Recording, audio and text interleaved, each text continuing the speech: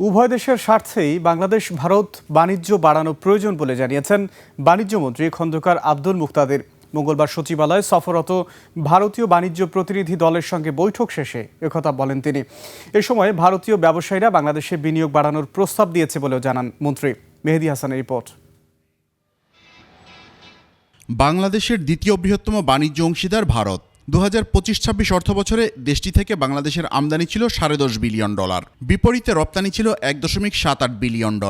এমন পরিস্থিতিতে ভারতীয় এই বাণিজ্য প্রতিনিধি দলের বাংলাদেশ সফর। আমি আগেও বলেছি। বৈঠক শেষে বাণিজ্যমন্ত্রী জানান, ভারতীয় ব্যবসায়ীরা বাংলাদেশে বিনিয়োগ বাড়ানোর প্রস্তাব দিয়েছেন। স্থলবন্দরে পণ্য খালাস সহজীকরণের প্রস্তাবও দিয়েছেন তারা। বাণিজ্য বৃদ্ধি নিয়েও কথা বলেন মন্ত্রী। কিছু থেকে কোনো কিছুকে পুরোপুরি বিচ্ছিন্ন রাখতে পারেন না। তা আমরা আগামী দিন আশাই করতে পারি যে দুই দেশের উন্নতির স্বার্থেই ব্যবসায়িক সম্পর্ক, বিনিয়োগ সম্পর্ক, ট্রেড রিলেশন এটি যত বেশি আগানো যায় সেটি ভালো।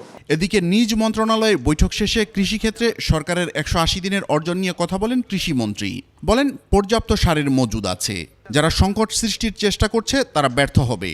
সারে কোনো রকম কোনো শর্টেজ নাই, সাপ্লাস আছে আমরা অনেক। গত বছর এই সময় যা ছিল তার থেকেও বেশি আছে।